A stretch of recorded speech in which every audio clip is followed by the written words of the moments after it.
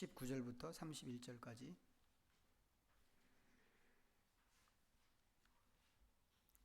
주신 말씀을 함께 읽겠습니다. 이날 곧 안식 후 첫날 저녁 때에 제자들이 유대인들을 두려워하여 모인 곳에 문들을 닫았더니 예수께서 오사 가운데 서서 이르시되 너희에게 평강이 있을지어다. 이 말씀을 하시고 손과 옆구리를 보이시니 제자들이 주를 보고 기뻐하더라. 예수께서 또 이르시되 너희에게 평강이 있을지어다. 아버지께서 나를 보내신 것 같이 나도 너희를 보내노라. 이 말씀을 하시고 그들을 향하사 숨을 내쉬며 이르시되 성령을 받으라. 너희가 누구의 죄든지 사하면 사하여질 것이요 누구의 죄든지 그대로 두면 그대로 있으리라 하시니라. 12 제자 중에 하나로서 디두모라 불리는 도마는 예수께서 오셨을 때 함께 있지 아니한지라.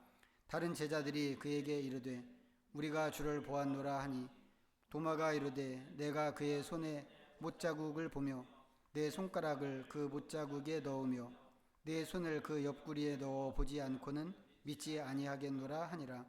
여드레를 지나서 제자들이 다시 집 안에 있을 때에 도마도 함께 있고 문들이 닫혔는데 예수께서 오사 가운데 서서 이르시되 너희에게 평강이 있을지어다 하시고 도마에게 이르시되 내 손가락을 이리 내밀어 내 손을 보고 내 손을 내밀어 내 옆구리에 넣어보라. 그리하여 믿음 없는 자가 되지 말고 믿는 자가 되라. 도마가 대답하여 이르되 나는 주님이시오 나의 하나님이시니이다. 예수께서 이르시되 너는 나를 본고로 믿느냐? 보지 못하고 믿는 자들은 복되도다 하시니라. 예수께서 제자들 앞에서 이 책에 기록되지 아니한 다른 표적도 많이 행하셨으나 오직 이것을 기록함은 너희로 예수께서 하나님의 아들 그리스도이심을 믿게 하려 함이요 또 너희로 믿고 그 이름을 힘입어 생명을 얻게 하려 함이니라. 아멘. 우리가 지난 주일에 예수님의 부활절을 보냈는데 다시 생각해 보면 부활절을 생각할 때 우리가 중요하게 여겨야 하는 것이 두 가지가 있습니다. 하나는 지난주 설교에서 말씀드린 것처럼 예수님의 부활이 우리의 부활을 보증한다고 하는 그런 이야기입니다. 예수님의 부활이 부활의 첫 열매라고 하는 게 그런 의미라고 그랬습니다. 그리고 또 한 가지 부활절에서 중요한 것이 예수님께서 그러면 부활하시고 나서 무엇을 하셨는가 하는 것입니다. 이미 우리가 다 알고 있는 얘기인데 예수님께서는 부활하신 다음에 40일 동안 세상에 계셨고 세상에 계시면서 제자들을 만나시고 또 가르치시고 그렇게 하셨습니다. 그리고 40일을 그렇게 보내신 다음에 승천하셨죠. 그리고 그때부터 승천하시고 나서부터 10일 후에 약속하신 성령님을 보내주셨습니다. 예수님께서 승천하신 날을 전통적으로는 승천절이라고 하고 성령님이 오신 날을 성령 강림절이라고 하는데 예수님의 부활부터 성령 강림하시는 그 기간 전체적으로 보면 50일이죠. 그 기간을 초대교회는 부활 기간으로 이렇게 지켰습니다. 지금 말씀드린 이 두 가지 예수님의 부활이 나의 부활을 보증한다고 하는 것과 또 예수님께서 부활하시고 나서 제자들을 만나시고 또 승천하시고 또 성령을 보내시고 했던 이런 이야기들 이것이 직접적으로 부활과 연결되는 아주 중요한 그런 일이기 때문에 부활절은 비록 지났지만 부활절이 계속해서 이어지는 것으로 초대교회는 그렇게 생각했다고 하는 얘기죠. 그래서 부활절 지났다고 바로 그냥 옛날 모습으로 돌아가는 것이 아니라 부활절을 위해서 사순절을 정하고 경건과 거룩함과 이런 골방의 기도와 이런 것으로 보냈던 것 같이 부활 이후의 50일도 교회는 거룩과 경건으로 보내야 한다고 하는 것을 초대교회 지도자들은 그것을 강조했습니다. 자, 오늘 읽은 말씀을 우리가 보면 이 말씀도 사실상 그런 연장선에서 좀 읽을 수 있는 그런 말씀입니다. 그리고 그 안에 포함되어 있는, 그 기간 안에 포함되어 있는 그런 내력이기도 하죠. 자, 이 말씀으로 들어가기 전에 지난주 설교를 조금만 좀 정리해 보면 좋겠습니다. 앞서 말씀드린 것처럼 지난주 말씀은 예수님의 부활의 첫 열매였다고 하는 그 말씀이었습니다. 그리고 예수님 안에, 그리스도 안에 있는 우리가 그 뒤를 잇는 두 번째 부활, 세 번째 열매, 이렇게 될 거라고 하는 것을 말씀을 드렸습니다. 자, 그 부활은 1차적으로 몸의 부활입니다. 그렇지만 아담의 반역으로 인해서 죽은 것이 우리의 몸만 있는 것은 아니라고 그랬죠. 몸과 함께 영혼까지도 죽은 것이고, 그 안에 인간을 규정하는 모든 영역도 함께 죽었습니다. 그렇기 때문에 예수님의 부활로 나도 부활한다 라고 할 때 우리가 얻게 되는 부활은 전인격적인 차원의 부활이어야 한다고 하는 것을 말씀드렸습니다. 고린도전서 15장에 있는 말씀 한번 보겠습니다. 고린도전서 15장 283면인데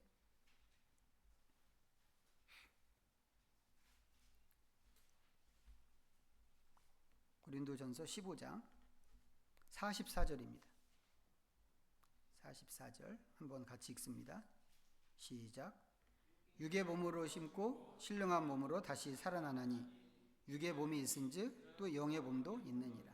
자, 이 말씀에 의하면 우리는 두 종류의 몸을 갖고 있습니다. 하나는 육의 몸이고 하나는 영의 몸입니다.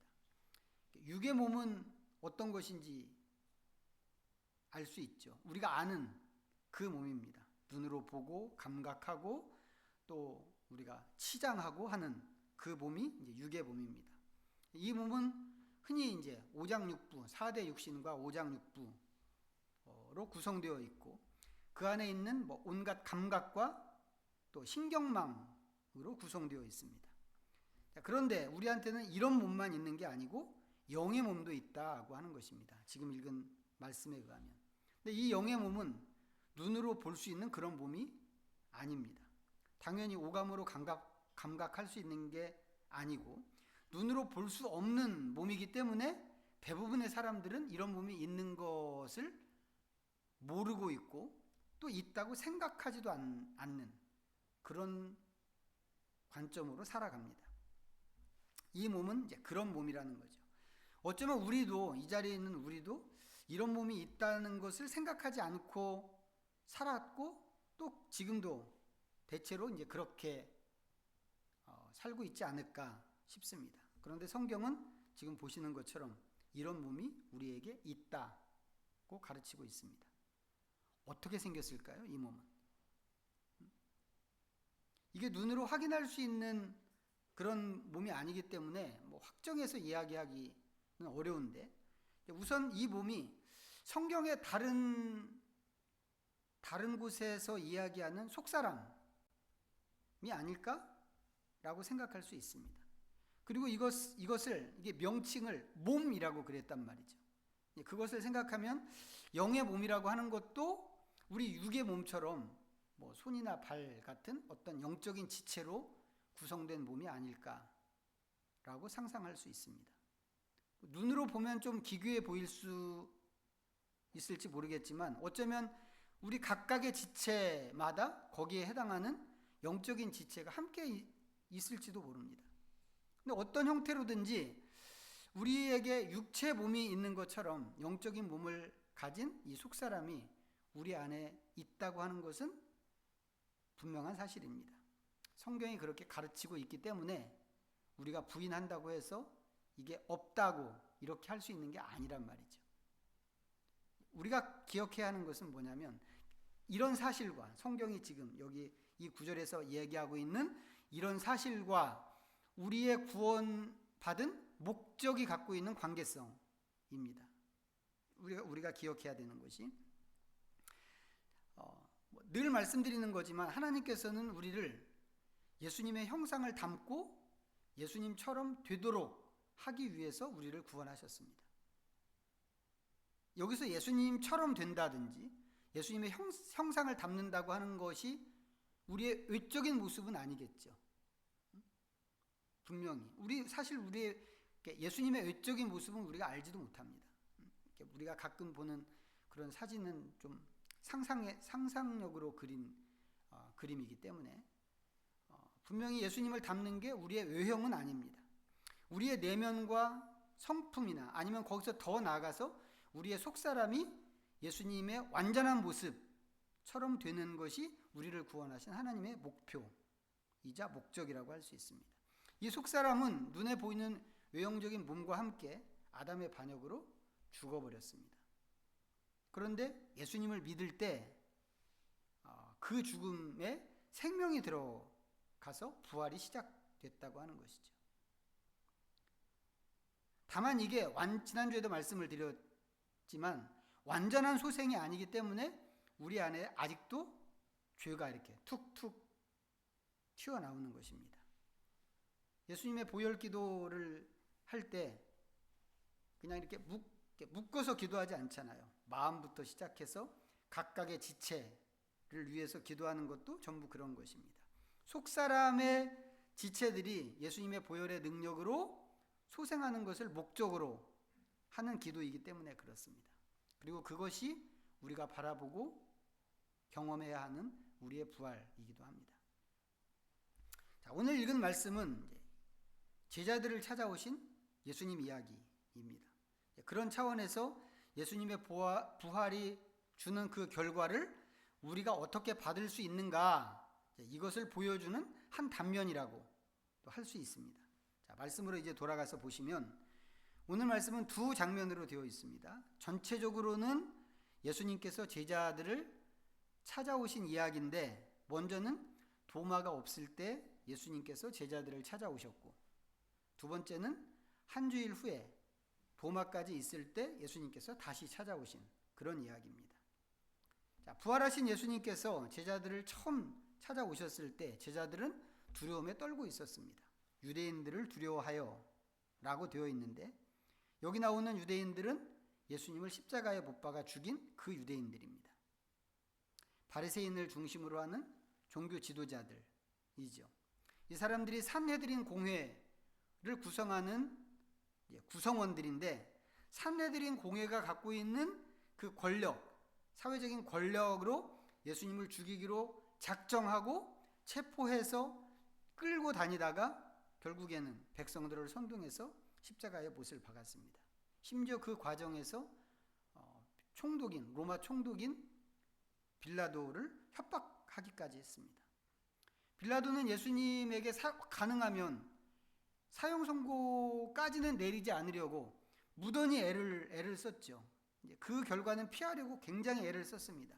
그렇지만 결국에는 자기의 그 정치 생명을 위협하는 이 유대인들의 협박을 이기지 못하고 그 협박에 굴복하고 말았습니다. 유대인들이 그 정도로 아주 지독하고 집요하게 이 상황을 끌고 가서 예수님을 죽였습니다.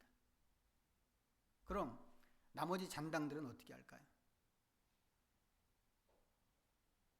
제자들은 그 유대인들이 자기들도 잡아다가 예수님에게 한 것처럼 하지 않을까라고 생각을 했던 것 같습니다.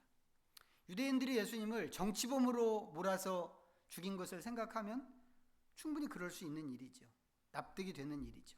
사돈의 팔촌까지, 일가 친척은 말할 것도 없고 친구의 친구, 심지어는 스터디 그룹에서 같이 책을 읽기 위해서 몇 번 봤을 그런 사람까지도 전부 감시하고 잡아다가 고문하고 죄를 조작해서 죽이기까지 하는 그런 일이 얼마 전까지만 하더라도 우리나라에서도 있었고, 지금도 그런 방식으로 굴러가는 나라들이 지구상에 꽤 많이 있습니다. 그래서 정치범으로 몰린다는 게 굉장히 무서운 일이란 말이죠. 어쩌면 제자들이 그런 것을 생각하면서 두려워하지 않았을까 싶습니다. 그런데 실제로는 어땠나요? 그렇게 되지 않았죠. 사도행전에 나오는 장면들을 보면 제자들은 여전히 성전에 나가서 기도했고, 또 어디서든지 복음을 전할 때 과감하게 당당하게 복음을 전했습니다. 물론 종교 지도자들 이 산헤드린 공회에서는 여전히 이 예수파에 대해서 반대했죠. 그리고 때로는 박해하고 또 때로는 잡아다가 감옥에 가두기도 하고 죽이기도 하는 그런 일들을 했지만, 지금 제자들이 생각하는 것처럼 예수님의 제자들을 전부 몰살시키는 그런 일은 하지 않았습니다. 그렇지만 제자들은 이 유대인들이 어떻게 할까를 상상하면서 두려워했다고 하는 겁니다. 지난주에도 말씀드린 것처럼 두려움은 하나님께서 처음부터 우리에게 주신 정상적인 모습이 아닙니다. 죽음의 한 증상이라고 그랬죠. 원래 하나님께서 사람을 만드실 때는 모든 인간이, 모든 사람이 하나님의 형상이었습니다. 하나님 보시기에 좋은 모습, 좋은 상태였습니다. 당연히 인간에게 있는 것이 무엇인가? 우리가 생각해 보면 안정과 균형과 기쁨과 평안과 이런 것들이었을 거란 말이죠. 모든 것이 하나님 보시기에 좋았으니까 인간에게도 전부 좋은 것만 있었을 게 분명합니다. 그런데 인간이 반역을 저지르면서 전에 없던 증상들이 나타났다고 하는 겁니다. 그것이 수치심이고 두려움이었습니다. 하나님께서는 선악과를 먹으면 죽는다고 이렇게 말씀을 하셨는데, 선악과를 먹고 먼저 나타난 대표적인 증상이 수치심이고 두려움이었습니다. 그래서 저는 이제 그런 증상이 하나님이 말씀하신 죽음의 한 양상들이라고 그랬습니다. 오늘 예수님의 제자들은 이제 문을 걸어 잠그고 한 방에 모여서 두려워하고 있습니다. 두려워하고 있는 이 제자들의 상태와 그들이 갖고 있는 그 감정, 이것이 바로 제자들 안에 있는 죽은 부분이라고 하는 거죠. 근데 이 제자들에게 나타나는 죽음은 두려움만 있는 게 또 아닙니다. 일단 제자들이 두려워하는 것은 유대인들 때문이라고 그랬습니다. 그런데 유대인들은 그전에도 있었죠. 예전에도 바리새인들, 서기관들, 사두개인들 이런 사람들이 있었고, 그 사람들은 예수님과 이 제자들에 대해서 늘 적대적인 그런 태도를 취했습니다. 이 사람들은 틈만 나면 예수님의 약점을 잡으려고 그랬고, 그러기 위해서 늘 감시했죠. 멀리 그 갈릴리에서 활동하실 때도 갈릴리까지 와서 감시하고 시험하고 시비를 걸고 그랬습니다. 하지만 유대인들이 그랬다고 해서 제자들이 늘 이 사람들 걱정하고 두려워하고 막 기가 죽고 이렇게 하지 않았다는 것이죠. 유대인들이 그런 것과 전혀 상관없이 정말 아랑곳하지 않고 오히려 제자들은 꿈에 부풀어 있었습니다. 예수님과 더불어서 세우게 될 새로운 나라에 대한 희망으로 충만했고, 그 나라가 완성되면 거기서 누가 어떤 벼슬을 할 것인가, 이런 얘기를 늘 자기네들끼리 논했습니다. 그런데 지금 그런 게 싹 없어졌단 말이죠. 유대인들을 두려워하고 있습니다. 이 제자들의 마음가짐과 이 태도들이 왜 이렇게 달라졌을까? 달라진 이유가 무엇인가? 그건 분명하죠. 예수님이 죽으셨기 때문에. 말씀드린 것처럼 예수님은 이 유대인들에 의해서 법에 어긋나는 재판을 받으셨고 불의하게 죽임을 당하셨습니다. 그래서 제자들은 예수님이 죽으셨다고 하는 것과 그렇게 무법하게 죽임을 당하셨다고 하는 이 사실 때문에 두려움을 느끼고 있는 것입니다. 그런데 제자들이 두려워하고 있는 그 시간에 실제로는 어떤 일이 있었나요? 예수님은 지금 살아계시단 말이죠. 지금 이 시간에 예수님은 살아계십니다. 지금 이 시간이 저녁 때라고 그랬는데 예수님은 오늘 새벽에 살아나셨습니다. 그러니까 살아나시고도 이미 하루 낮 시간이 다 지나간 그런 시점인 거죠. 이 상황을 생각해 보면 예수님이 죽으셨어 라고 하는 것은 제자들의 마음속에서만 죽으신 겁니다. 실제로는 살아계시니까. 그런데 제자들은 왜 이러고 있는가 하는 겁니다. 이 제자들은 이날 새벽에 예수님이 살아나셨다, 다시 사셨다고 하는 소식을 접했습니다. 처음에는 예수님의 시신이 없어졌다고 하는 그런 소식이었죠. 제자들이 무덤까지 가서 직접 확인을 했습니다. 그 사실을, 시신이 없어졌다고 하는 것을. 시신이 왜 사라졌는가? 그것은 예수님께서 살아나셨기 때문에 사라진 것입니다. 그렇지만 이 제자들은 예수님의 그 빈 무덤을 보면서도 예수님이 다시 사셨을 거라고는 생각을 하지 못했습니다. 그 앞에 있는 9절 말씀에 보면 이 제자들을 위한 변명이 나오는데 뭐라고 했냐면, 그들이 성경에 그리스도가 죽은 자 가운데서 다시 살아나야 한다고 한 말씀을 아직 몰라서 그랬다고 변명을 하고 있습니다. 그런데 여기서 말하는 성경은 이제 구약 성경이죠. 우리한테는 구약 성경인데, 성경에 있는 말씀을 몰라서 그랬다고 하더라도 예수님 말씀이 있단 말이죠. 예수님께서 하신 말씀들, 당신이 죽으시고 죽음 후에 다시 사흘 만에 살아나실 것이라고 하는 것에 대해서 몇 번을 말씀하셨습니다. 최소한 3번, 어쩌면 그 이상 말씀하셨는지도 모르죠. 그러면 예수님의 시신이 없어졌다고 할 때 그 말씀이 정말 조금이라도 기억났어야 하지 않을까 하는 겁니다. 그런데 그러지 못했고 정말 기억하는 사람이 단 한 사람도 없었습니다. 그래서 제자들은 무덤이 비어있다고 하는 사실만 확인하고 전부 집으로 돌아갔습니다. 그런데 그런 일이 있고 나서 예수님께서 막달라 마리아에게 나타나서 당신이 살아나신 것을 보여주셨습니다. 그리고는 제자들에게 가서 알리라고 말씀하셨죠. 마리아는 자기가 예수님을 본 것에 대해서 가서 간증을 했고 예수님께서 전하라고 하신 말씀까지 전했습니다. 그런데 아무도 믿지 않았습니다. 결국 제자들이 유대인을 두려워한 것은 예수님이 죽으셨기 때문에 두려워한 것도 있지만 예수님이 다시 살아나신 것을 믿지 않았기 때문에 이렇게 두려워한 것이겠구나 생각할 수도 있습니다. 마땅히 믿어야 하는 것을 믿지 않은 것, 이것도 역시 제자들에게 있는 죽어있는 한 부분입니다. 그런데 그런 제자들을 예수님께서 찾아오셨다고 하는 거죠. 찾아오셔서 제일 먼저 하신 것이 너희에게 평강이 있을지어다입니다. 두려워하고 있는 제자들이니까 아주 적절한 그런 말씀이죠. 그런 위로고 그런 선언입니다.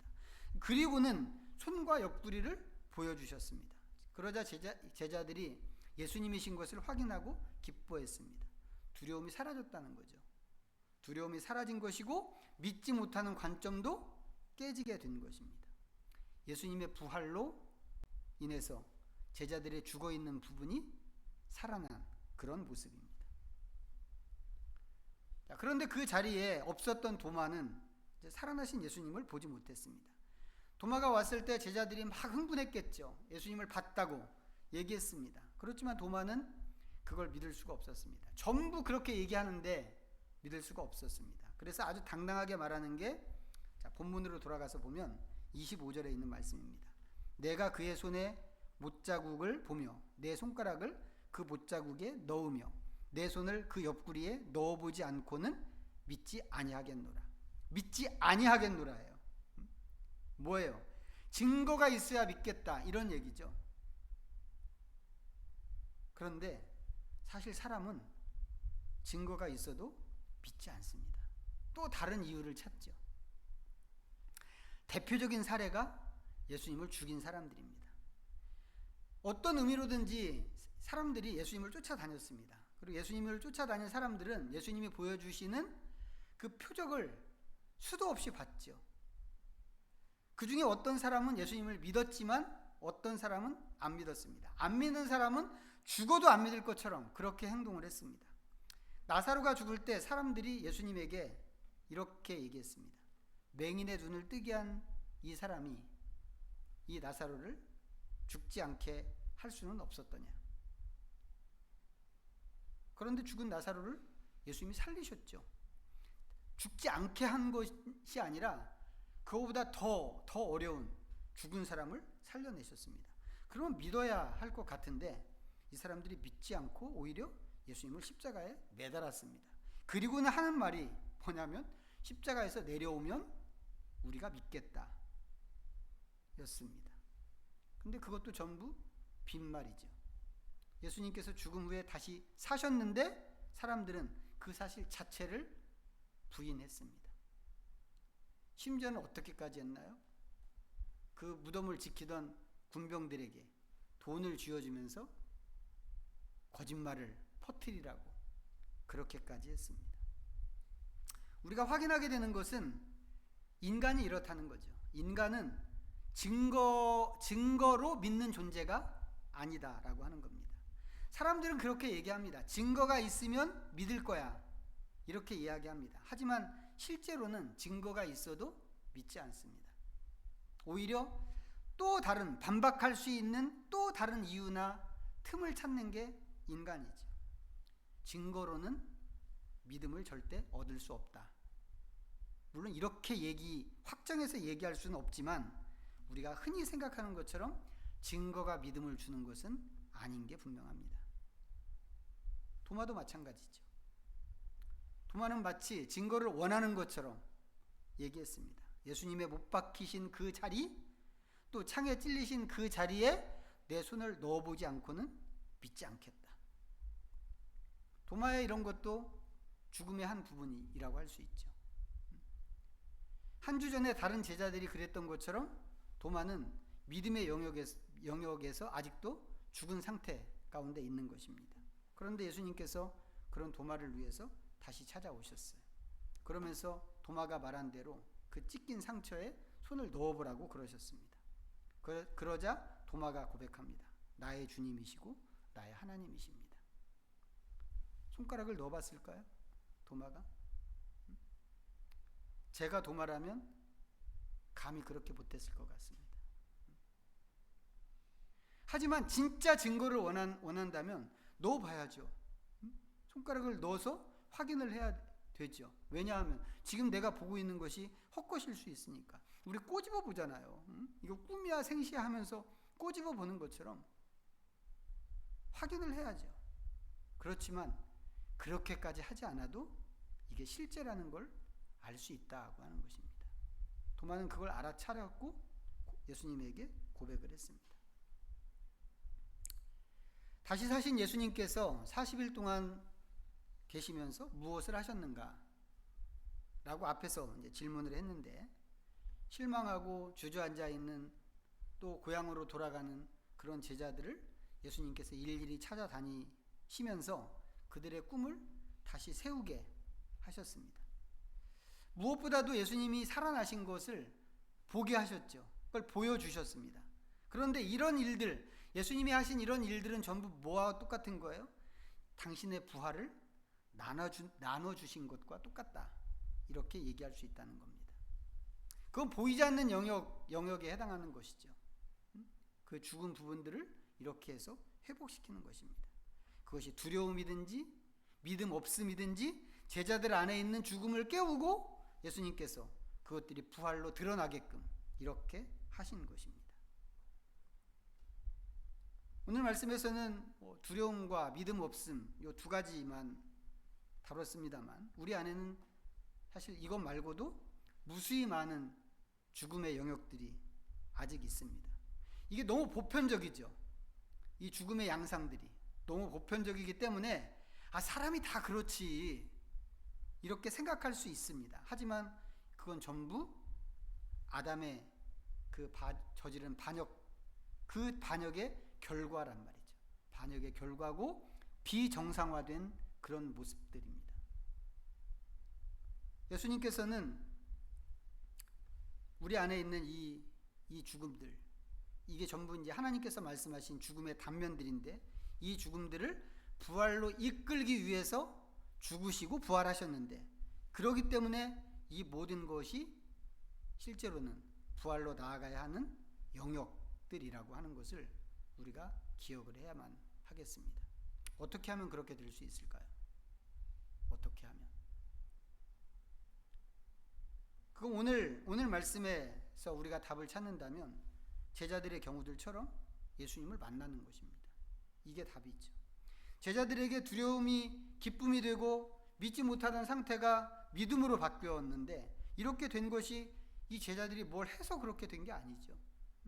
전부 예수님이 찾아오셔서 만나주셨기 때문에 이렇게 될 수 있었습니다.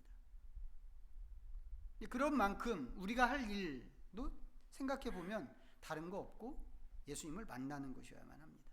예수님을 만날 때만 죽음을 몰아내고 부활할 수 있기 때문에 그렇습니다. 요한계시록 3장 보겠습니다. 402페이지 요한계시록 3장 20절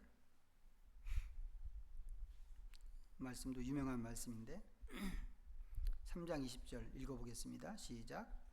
볼지어다 내가 문 밖에 서서 두드리노니 누구든지 내 음성을 듣고 문을 열면 내가 그에게로 들어가 그와 더불어 먹고 그는 나와 더불어 먹으리라. 사형리에 나오는 구절이죠. 결단을 촉구하는 그 말씀으로 인용하는 구절인데, 사실 이 말씀은 안 믿는 사람한테 믿음의 결단을 요구하는 그런 말씀이 아니죠. 이미 믿음 안에 있는 라오디게아 교회에게 주시는 말씀입니다. 성경에서 교회라고 하는 것은 늘 사람들인데, 믿는 사람들을 의미하는데, 교회와 성도들이 예수님을 이렇게 문 밖에 세워놓고 있다고 하는 게 되게 놀라운 일입니다. 놀라운 일이지만 또 생각해 보면 이게 기독교 역사에서 줄곧 있었던 교회의 현실이기도 했습니다. 이 말씀에 의하면 예수님은 이미 우리를 찾아오셨고 또 항상 찾아오십니다. 제가 조금 전에 예수님을 만나야 된다라고 이렇게 말씀을 드릴 때 우리 안에 질문이 생길 수 있죠. 예수님을 안 보이는 예수님을 어떻게 만나? 제자들을 찾아오신 것처럼 예수님이 나를 찾아오셔야지, 이런 생각할 수 있습니다. 그런데 예수님은 이미 우리를 찾아오셨습니다. 그리고 늘 우리를 찾아오십니다. 그리고는 우리의 문을 두드리고 계시죠. 우리가 할 일은 찾아오신 예수님에게 문을 열고 그분 앞에 서는 것입니다. 그렇게 할 때 우리의 이 비정상적인 부분, 타락한 부분, 죽은 부분들이 고쳐지고 다시 살아날 수 있다고 하는 것입니다. 그리고 그렇게 할 때 우리는 비로소 예수님의 부활을 내 부활로 경험하게 되는 것입니다. 아무쪼록 이 소중한 원리와 예수님이 이루신 역사를 우리가 놓치지 않았으면 좋겠습니다. 그걸 절대 놓치지 말고, 부활절 지났지만 부활절 이후를 우리도 초대교회처럼, 그때의 성도들처럼 이 부활의 시간으로, 이 기간을 부활의 시간으로 우리가 쭉 삼고 살아가는 우리의 믿음이 되기를 축복합니다. 기도하겠습니다. 잠시 하나님 앞에 말씀 생각하면서 묵상하겠습니다.